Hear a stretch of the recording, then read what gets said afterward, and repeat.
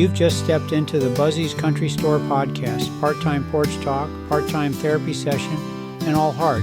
I'm Chief Larry, and along with your host, J Scott Ridgell, we're serving up real stories with a Buzzy's twist. Hello, welcome to the Buzzy Podcast. I'm J Scott Ridgell. With me is Chief Larry Eberhardt doing all the technical stuff, and our guest today is our first Northern County brother Billy Fitzgerald. Made it down. Mm-hmm. Actually, I don't think of Northern County. I always think of Mechanicsville, but you're actually more over where you live in Compton, right? Now I do, but my claim to fame is being a Chapico boy. Okay. You know, there was 12 kids, and I was the oldest, and we grew up in Chapico, and to this day, we still have a tight bond with people from Chapico. Our house burned down in 1972, and the people in Chapico pitched in, and they took certain children. You know, some took 2 kids, some took 3 kids. I mean, there's 12 of us, you know, and there was a bond there already, and it still lives on till this day. So where'd you go? What you said? You know what? I can't remember where I went. I might have went with Mom and Dad wherever they stayed in a motel probably. Wow. And, so the place was completely destroyed? Yeah. We had it was a historic home, and I never knew that. And make a long story short, I heard about the fire, and I was walking off our lane. Our lane was a half a mile long, and when I got to the close, I could see only 3 chimneys standing. How old were you? I was working as a stock boy in a liquor store in Waldorf. I had to hitchhike back down the road, and so I didn't have a driver's license. No, I must have had a driver's license, but I didn't have a car that day. So I was 21 most likely. Wow. So well, eventually they got a new house, and you all got back together. Yeah. Wow. Well, then I'll tell you the other thing is, Jinx Manning and his wife Mary Loretta, they were Mary Loretta was from Chapico, and they owned the post office, and she grew up in the house next door called the Golf House, and it was big, and it was enough to take care of all us, our whole family. You know, so there was enough rooms that we had plenty of places to live. You know, there's bedrooms and the like. Yeah, that was good. Mm-hmm. Now, I met you at Riken. Right. So, and we were, I think you were in the other class. Yeah. And I looked around one day and you were gone. And I said, whatever happened to Billy? Yeah. You just kind of disappeared on us. Well, I did. I disappeared the next year is what happened. We, you know, at Riken in those days, they had what I remember as being an A class and a B class. And the A class were the academically inclined, and the B class were the regular people that were going to be working the store or vocationally inclined, I guess. And so we had different classes. And I mean, the vocational were in a vocational class, and the academic were in the academic class. And we had a brother, his name was Brother Cassius, and he had a very bad temper. And back in those days, the brothers were from New York, most of them, and they were tough guys, and they didn't play around. And we had a classmate who was in your class. Jay was a year ahead of me, and his name was Lumpy O'Brien. And Lumpy was having a problem with his algebra. And so Brother Cassius put him back, and we were in, I guess, Algebra 1. And his brother, he always had a bad temper, and he would pick on you and grab you by your collar and pop your buttons and haul off. Sometimes they'd even draw blood. And so we had a little pact that with my classmates that if he ever did that again, we were going to all stand up and show our force. And he was talking to Lumpy, and he said, "You dumb son of a bitch," and he turned Lumpy's desk over. And so me, being a man of my word, I jumped up and said, "What do you think you're doing?" He come after me. And I started scuffling with him, and we scuffled all the way on down the hall, and they sent me down to the office. Meanwhile, your cohorts, right, your brothers, and they didn't do nothing. They didn't do nothing. You were doing such a good job. Yeah. So I went down, and Brother Columkill, he was the principal then, and they said, "You got to go home." And so I hitchhiked home. I got home and Mom and Dad had been called, and Dad says, they asked me to come down there, and they asked my side of the story, and went down. And I said, I'm ready to go play football at Chapico, so maybe you can sign me up tomorrow. And when Dad came back, I said, we can sign me up tomorrow? He said, no, you're going back to school tomorrow. He said, you got to promise that you're not going to hit brother again, and you'll be okay. And I said, well, as long as he doesn't show his force, I'm not going to show mine. And I was asked not to come back that last year. It would have been my junior year, and I went to Chapico my junior and senior year, so I played football. Chapico just Yeah. opened, what, 66? I think so. And this must have been, I graduated in 70, so this must have been in 67, 66 or 67. Did you get to play football? Yeah, oh yeah. Well, good. I played with some good old boys. I still have friendships to this day. Philip Armsworthy, and oh my dear, it's hard to remember. Jimmy Hodges, and there was a lot of Massey? Was Massey? Oh yeah, Mo Massey. She was like our cheerleader. She didn't have the flirt things on, but she was there rooting us on. And then Massey ended up tending bar for me when I opened up Fitzgerald's Tavern in 1974. That's good. You're good, Billy, because that was my next question.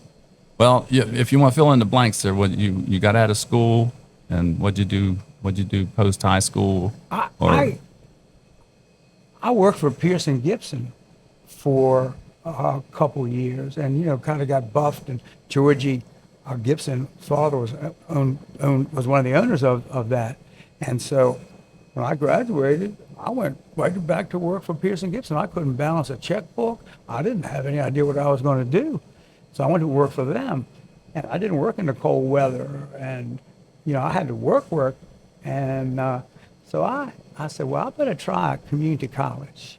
So I used to ride to the community college with Kevin Bishop, and with Artie Clark, and after about the second semester, I knew I was going to be a salesman, and I said, well, I'm losing valuable selling time, so I said, I want to. And by luck, what happened, my father was a whiskey salesman, and a route came available, and down here in Southern Maryland, in Charles, Calvert, and St. Mary's. And I guess they must have figured if he's anywhere good as his old man. And so they hired me, and I was a whiskey salesman for 3 years. Now, do you remember, was it Arundel Distributors? No, I worked for a company that was called Madeira Wine and Liquor. So your dad was too. I didn't know that. Yeah, he worked for Churchill in the early years, and he had a bar in Waldorf called Fitzgerald's Tavern, and he had a partner. And when the slot machines went out, they kind of came to the conclusion that Dad was the salesman and go-getter, and his partner wasn't. And so Dad went to work for Pete Bozek, Uncle Pete Bozek, and I knew Uncle Pete Bozek when I was a little boy. He used to own a liquor store in Marlow Heights Shopping Center, and Dad called on him there. And so Dad went to work as a salesman for Pete Bozek, and then I was a whiskey salesman, and I worked for Kemp Boone was the first company that I worked for. They sold Old Fitzgerald, but just by chance. Huh. And then I was coming down the road one day, and it was called the Jackpot House. Yeah. And I went in there, and the fellow, Billy Seafood Mattingly, he'd been very, very sick, and he'd made mention that I'd like to see somebody would just buy my inventory and take this place over. So I thought about it, and I'd saved a couple of dollars, and I had a little money to buy his inventory and to be able to increase the inventory and do some remodeling. And Frank Abel was my landlord, and I was there from 74 to 81. And it had apartments upstairs, and they were some of the best days of my life. Bobby Wentworth and Wentworth Brothers opened up Wentworth Brothers Nursery the same year. And Bobby lived in one apartment, and I lived in the other. And I grew up with Bobby and the whole Wentworth family. Sure. And I'm going to tell a Wentworth story. They started out, their folks lived in Leonardtown. Their mother was a Duke. There was the big, nice Duke house. That was like a antebellum home. And they used to grow azaleas out back in the field. And I mean, I went to school with them, and I like to support the local people. And for Easter and Mother's Day, I used to give them, my mom and my grandmother, azaleas. And we would go out in the field, and we would dig up with a shovel and put them in a burlap sack.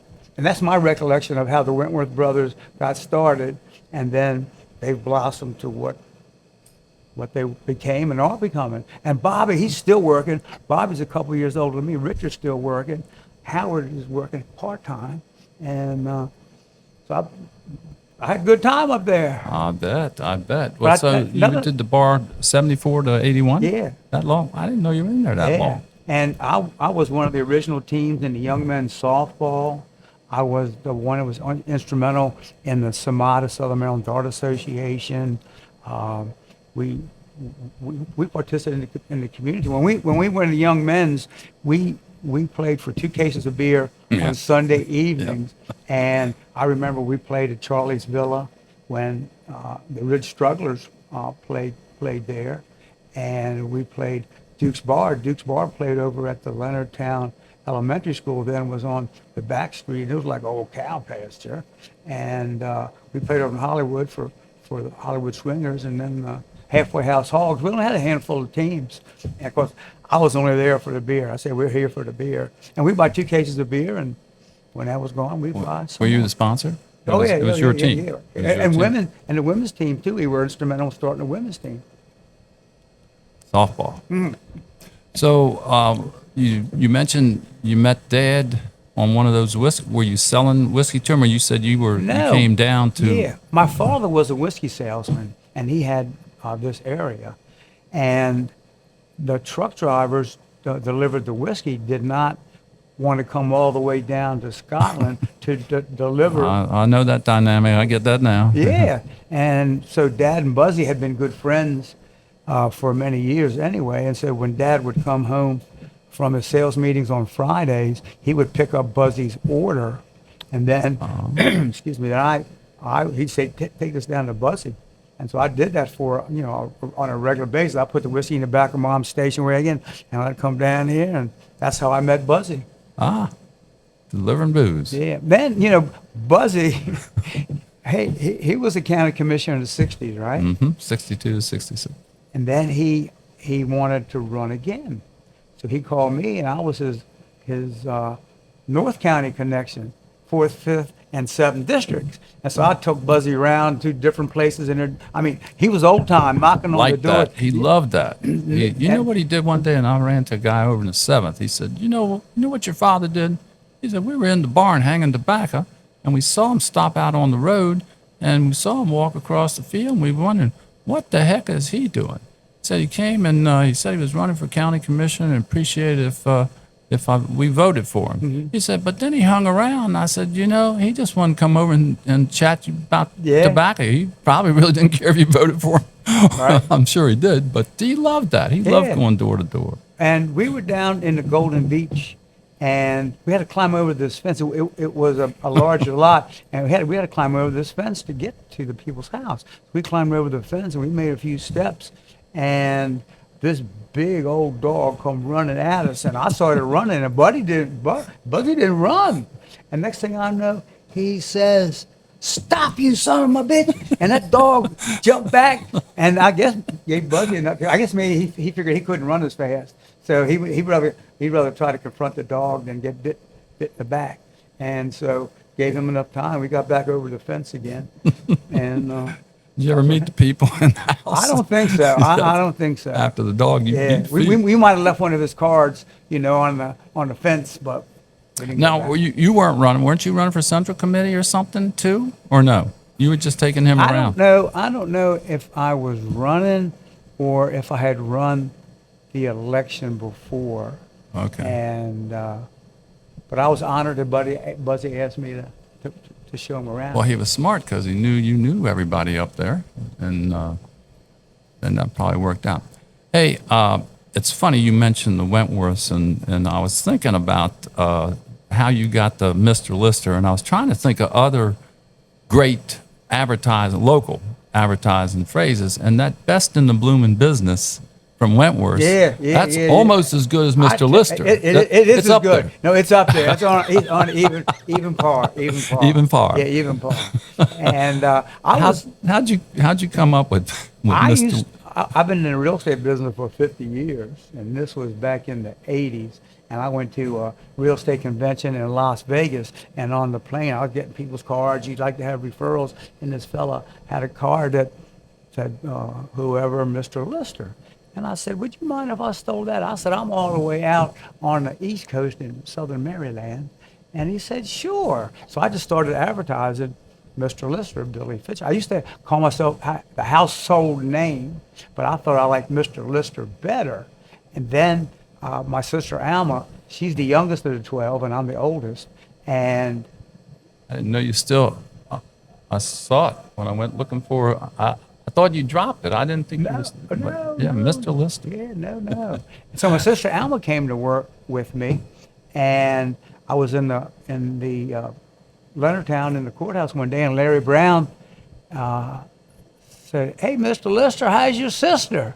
So then we started advertising, called Mr. Lister or his sister. Then my sister Judy came to work with us, and it was called Mr. Lister or either sister. And then they went out and branched out, and then I married a young lady from down 7th District, Bo Bailey's daughter. And so then I picked up, I said, call Mr. Lister or Steve Bailey, Mr. Lister's sister, Beverly Bailey's sister. Okay. Well, Steve Bailey's sister. Yeah, Steve Bailey's sister. Okay. Yeah, Steve Bailey's sister. You were trying to keep it all in the family. Mark Bailey's sister or Sam Bailey's sister. You had to keep the sister. Yeah, I might as well keep it going.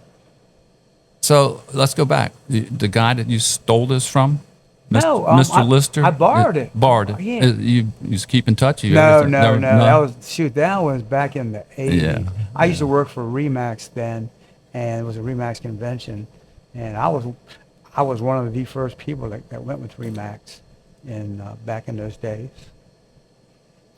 Let's talk your listing there. What's the biggest sale you've ever had? As far I don't remember any millions. Down here, it was down on Wynn Road. It was Woodlawn. Woodlawn, and I was with a number of companies, and Remax was the last company that I worked for, and I'd opened up my own company, and Woodlawn, I think it was like $1.6 million, and this is in '92, and I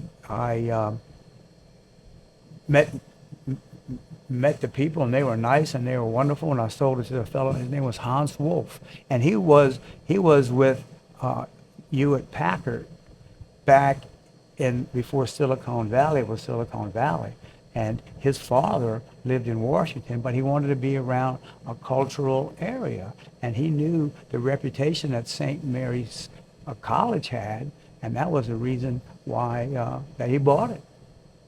And it was a beautiful place. I mean, it was steeped in history. It had hedgewood or boxwoods that, I mean, I'm not exaggerating if I tell you they were 8 or 10 feet tall. They were amazing in the house itself, and that was my biggest. I've had other ones, 1 point some others, and 950. But I sell the big ones or the small ones. The biggest one was in Ridge. Yeah, I sold lots at Rodo Beach. The property that Duffy's used to be on, I sold that property.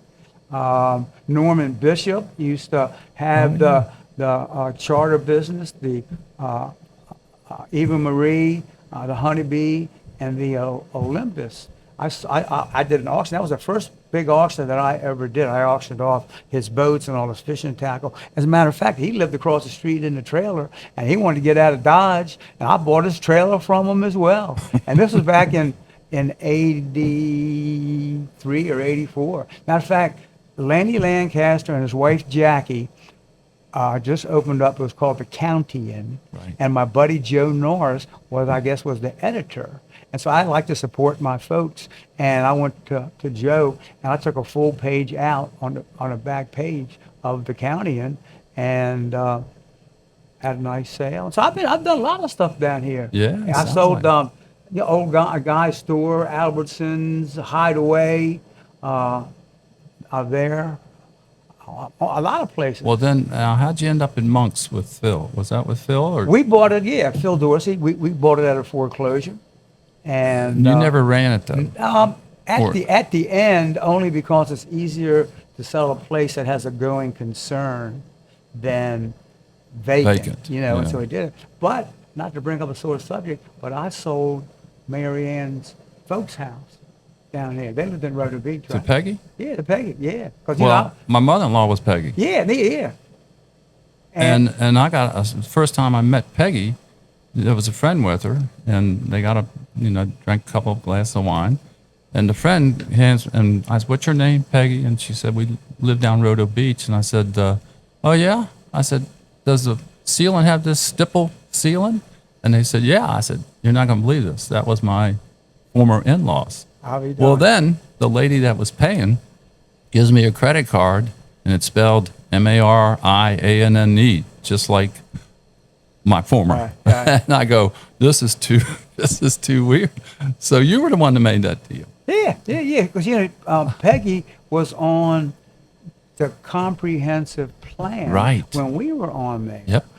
I guess you thought I was a pretty nice fella and could sell some real estate, so that's how I. Who was on That there? Irish Eleanor connection. Kofer was on there. Eleanor And Kofer. Mrs. Kessler and George B. Reed, Brad Reed from Chapico. And we helped, you and me and the rest of us, we helped shape the comprehensive plan back in the 90s. Yeah. That was kind of fun. Yeah. That whole effort. Hey, how'd you get into the auctioneer business? Did you have to? Do you have to have a license for that, or go to school, or? You don't need a license. How I got started was Dick Arnold and Herbie Tice were the auctioneers down here in Southern Maryland, and I used to go to some of their auctions, and I thought, shoot, they're the only auctioneers that I know. And so I talked to Dick and Herbie, and they let me start a little bit. And then same with Rodney Thompson. And, that's a great business. We didn't compete against each other. Everybody would help each other if they needed a hand, even if it was just being a ring man, showing the items and things like that. And so I said, well, I think I can make a living at it. And so both Rodney and I, we went to auctioneer school. And there is a school. Yeah, and it's not just being a fast talker. You need to know the business end of it, and even like a chant. When you start out, say, give me a dollar, give about two. You go 2.5, 5, 7.5, 10, 10.5, 12, 12 and 15.5. Sold it to the handsome man sitting across the way from me. And I tell you, I sold a lot of stuff, a lot of real estate from that. There's a fellow named Danny Gatton, and Danny was, they call him the most famous unknown guitarist. Sure. And Danny committed suicide. Yeah. And I was asked, I got brought in because of the real estate, but then he had a collection of cars and all kinds of things. And so Rodney and I worked on it together because Rodney had the crew that could work the personal property, and I was the real estate expert. So we sold the real estate and his belongings, and that was one of the largest sales. Charles County, right? Yeah, he lived down in Newburgh, and it was one of the largest sales to this day that I have ever done. Wow. I bought stuff at the auction.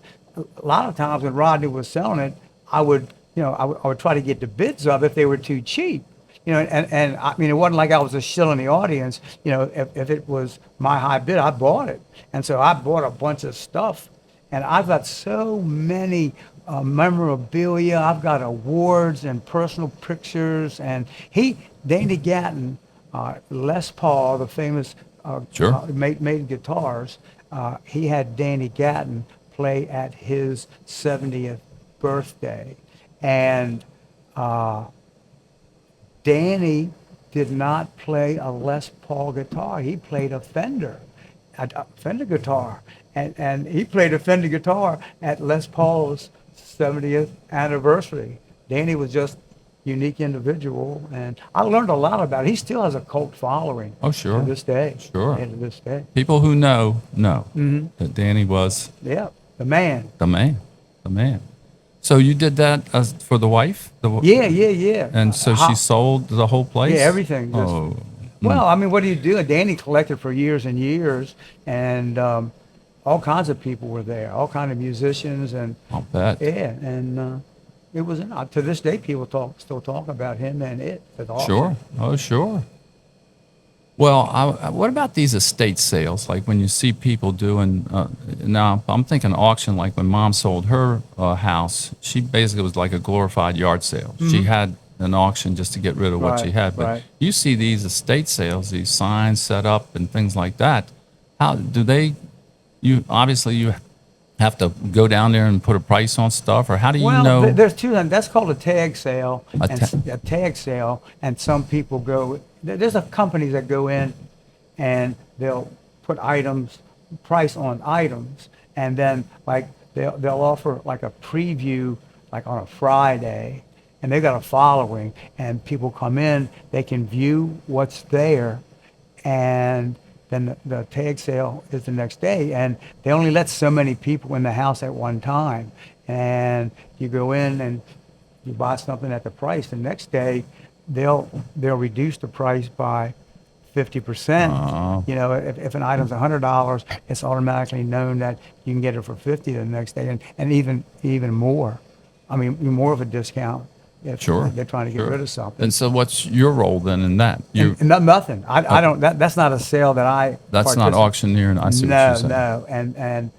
And now, unless I either do it along with the real estate and the personal property. I have a friend, Jeff Hayes, that owns Hayes Auction. Real nice guy, honest and ethical. But every sale you don't take because people don't want what they call brown furniture anymore. You know, they don't want antiques. Yep. and the like. So if there's a few items that are good, Jeff will take them on when he has an auction.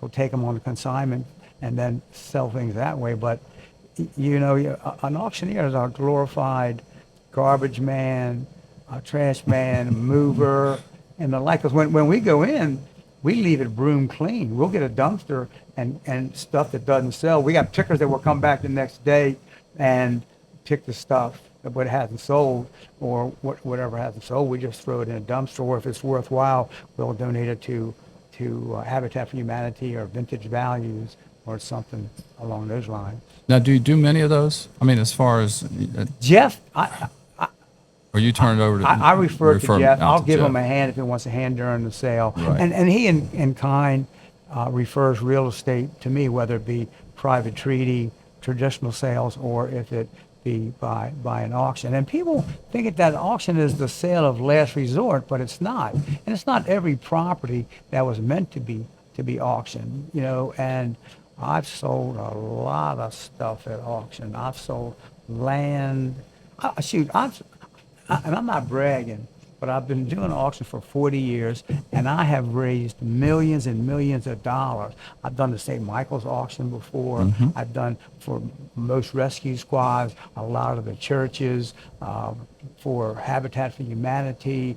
I mean, I've done a lot of auctions. It raised millions and millions of dollars for the, you know, for Well, the community. people donate the stuff. Yeah. That's what St. Michael's Yeah. benefited from, and then you don't charge them, so Yeah. it's just you know, money. Win-win situation. Win-win. Hey, how's business? I remember one time you ran. I said, Billy, run me the waterfront listings over $1 million here in the county, and there was like 14 of them, Yeah. and I couldn't believe. And half of them were in Ridge. Mm-hmm.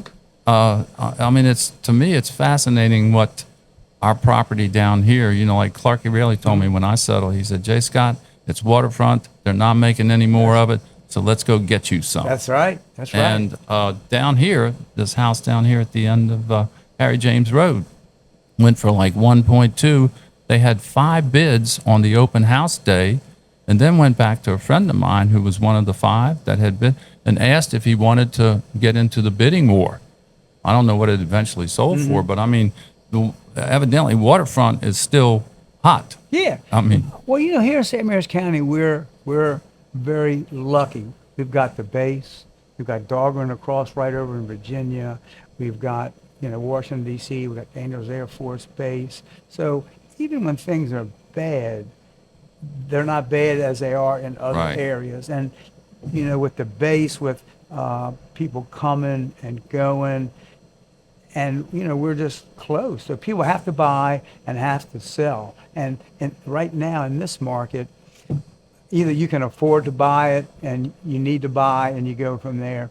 A lot of people are not selling because they got low interest rate. They got a 2 or 3% interest rate. So, if they sold theirs, where are they going to go and get a rate like that? And the difference between a 2%, 3% rate and now it's about 6 or 7, it's probably between double and triple what a payment would have been on that same house Right. when they bought it. Right. But the market, it's not hopping like it has been in the past, but prices are holding stable, and things are. And they're still building. As Yeah. I drive around, I say, as long as I see houses going up, I know we're doing okay. Yeah, and I see a lot of what we call a spot building, where custom builders, they kind of disappeared for a while because the big tract homes, people started taking it away from them.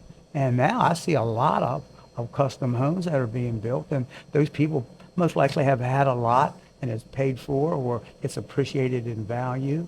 And so things are good. How about commercial, as far as like when these big boys, Royal Farms rolls in, and they want to buy a place? Do they come to a local realtor to help them on that, Well, or do they have their own people, or how's that work? I'm glad you brought it up. Yes, they do. A lot of times they'll have their own people that know exactly what they do. And a lot of times, like a Royal Farms or a Wawa, they'll get somebody to come in and they'll build it because they have their cookie cutter setup, and these people will come in and build it, and then they'll hold on to it, and they'll lease it to that entity for what they call a triple net: taxes, insurance, and they get a return, on it, for having a leasehold. I sold Dollar General, the spot up On the there. corner? Yeah, I used to own it. I know. I Yeah. remember you talking about it. Yeah, I used to I own think it. of you every time I go by. I Do say, you? I bet Billy made a nice hit on that. Well, I've been very lucky. The County Times has supported me. I've supported them all these years. And when the lot was being cleared, there was a big, with me living up that way and being up that way, they said, what's going on up there? What's going on up there? So I called up Tommy McKay and said, hey, I keep getting asked about this, so it must be a newsworthy story. And so they had me up there, and they had poured the concrete pad, and I got out on front. That was the first time I was on the County Times, and I'm very grateful for that. I've been on there a number of times, since that time. And Well, I'll look for that. yeah, it's on there. I'm in the process of moving my office. Again? Well, things have changed. How long have you been there? 15 years. Yeah.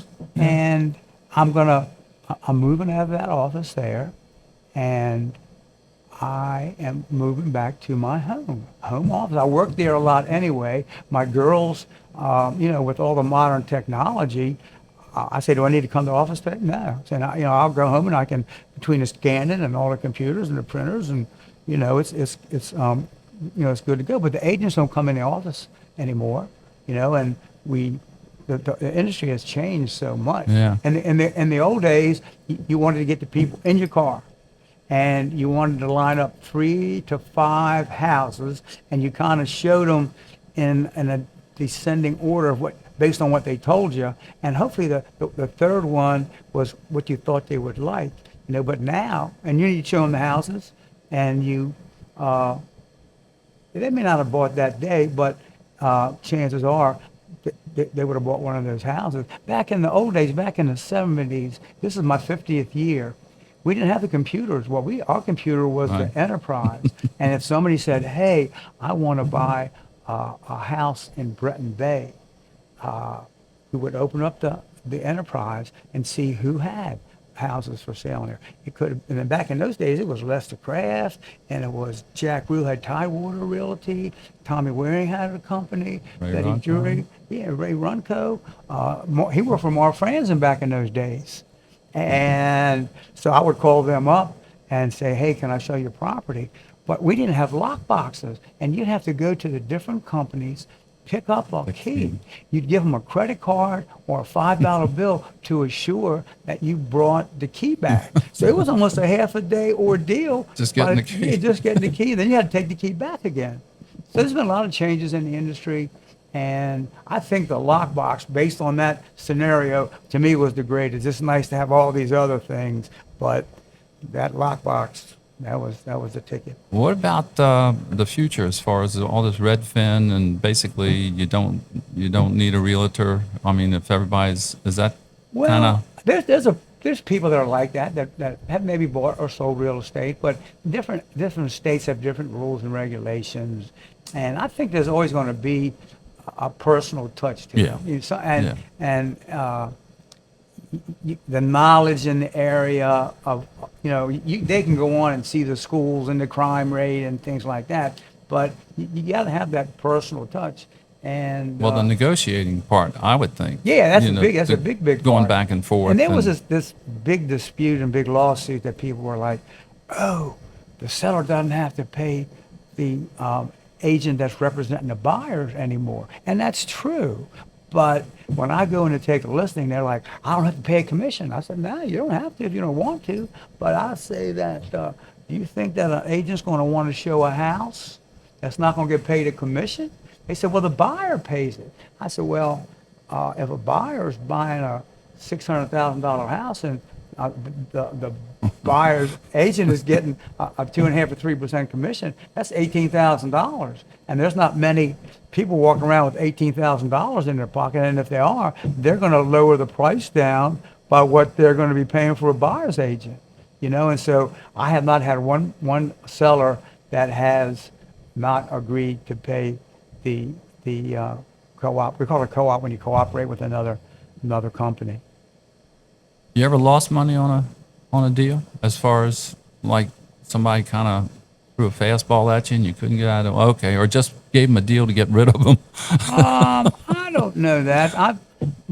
More or less, sometimes I've been over to help make a transaction work. They may get to the settlement table and something might have changed cost-wise, and they only had so much money. Yeah. And so I always figured a piece of pie is better than no pie at all. So you're better off, ponying on up and make it happen. That happened to Mom at when she sold the house. Mike Harris was there, and he said she had taken out some loan from a bank, and it was basically an open-end mortgage kind of thing.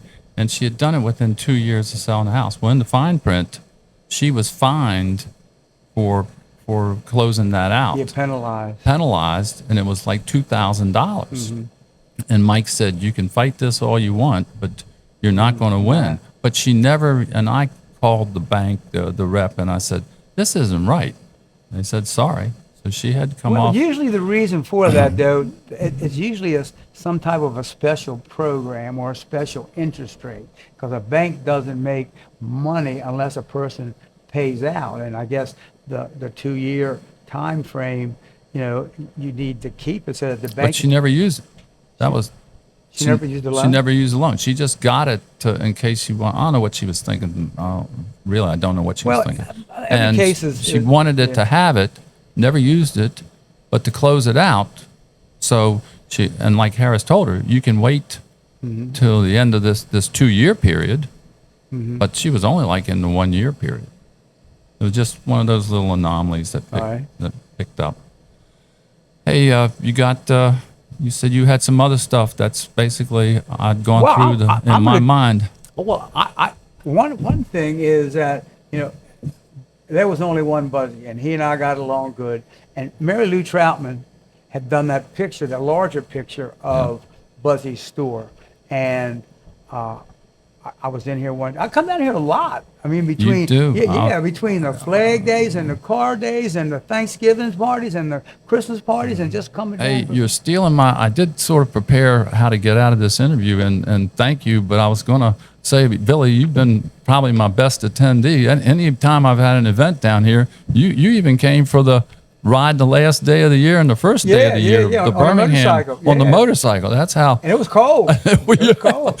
Yeah, Pat still, Billy came 2 days in a row. And I said, yeah, and he came from miles away. Yeah, I get the farthest award most of the time. You for do. coming here. But I was in here, and Buzzy had one more of those pictures left. And so he and I haggled and negotiated. And I said, well, one last point, Buzzy. I said, I got to get your autograph on it. So he signed it, and he said, to my good friend Billy Fitzgerald, with fond memories. And then Mary Lou did a smaller one. And I said, let me bring it down to J Scott. And J Scott signed it, and he put something on there like, to my good friend who reminds me of Buzzy. Well, I took a picture of that up in your office when Mike Rayleigh and I came to your Christmas party. I got a picture of you with the signs, with the 2 signs. Check the number on that when you go back on that original one, because if it was the last one, she only made $750. So it'd be funny if you've got $750. That would be funny. Check That would be nice. And but you know, I mean, every time I come down here, it's like old home week. You know, Mike Rayleigh used to be here. Yeah. J.W., his brother. I see Ned Pratt and Greg Machuski and Duncan Lepper and all the ladies that are usually here all the time. And you know, even the Ridge Runners, when I was going to school, you know, it was a far way to come from Chapico, but they used to drag race up and down over where the Dameron post office is. And I remember Joe Jury and Dickie Cullison and those boys, they would smoke them tires, and they would, on Friday night, and they'd go put new tires on and come back again the next, the next night. You were there, you know. Yeah. I tell you one thing I was wondering, Bill Mitchell was a good friend of mine. And I hadn't seen Bill. He was here at your function. Yeah. Did he move out of town? Yeah, they moved. They moved back to Rhode Island. Did they? And it's funny, we heard from Paula just the other day, and I told Pam, we've been talking about going up there, right, and doing the tours and all that. And it's, you know, summertime's busy time for me here, and I don't like the cold to go up there. So I told Pam, we need to start, and she's with the travel. I said, get on this. I want to go see Bill and Paula. Mm-hmm. And Bill, you know, when I first took over, Bill was a QuickBooks guru, and he helped me out immensely as far as I'd call him up and say, hey, Bill, how do I do this? How do I do that? And just very nice, good guy. How I became friends with Bill, he was the president of Big Brothers and Big Sisters. That's right. And I was on the board of directors, and they like to switch every year or two. So I was on the board, and he asked me if I would take his spot, and I did. Johnny Rayleigh was on, Jackson Rayleigh's son, Steve Rayleigh's cousin, John was on there, and we had a nice board, and we ran it like it was our business. You know, we spent the money like that, and we would make house visits and make sure that things were okay. And Bill and I. Are they still around? Yeah, they're still around. I don't hear much about them anymore. You don't? No, you don't hear much of them anymore. But it was a good organization. Hey, let's do another one. Come back for another one, because I want to hear some more bar stories. I want to hear more Monk's Inn stories. You know, Mike Whitson did me a title search on all the owners of, went all the way back to colonial times as far as who owned it. And the surprising thing was, when you and Phil owned it, you went through like about 10 different people who ran it. No, we only went through 3. Oh, yeah? Yeah, Debbie and Donna Trosbeck right. went in there T-Bockers. first. They changed it and called it T-Bockers. And then when their lease was up, I guess they felt they had enough of the barroom business. And then Charlie Pulliam went in there. Right. And Charlie was in there for 5 years. We did 5-year leases. And then at the end of that time, we put a young man in here. They called it Raspberries. Mm-hmm. And he had stirred up, the college is the main group of the business there. And he alienated the people at the college, and they boycotted him. And so he couldn't pay his rent and the like, so. So you only had 3? Yeah. Now, what were your years there? If you don't have it, I've been trying to track it. It was seeming like we were there in the 90s. Okay. Mike's got it. I'll be able to track it. I can't remember. Yeah, we'll catch that next time. Thank you very much. All right, brother. And thank you. Thank you, Larry. Thank you, Chief. This is Chief Larry, and if you're enjoying J Scott and the Buzzy's Country Store podcast, please like, subscribe, and share. And as always, you're always welcomed here at Buzzy's.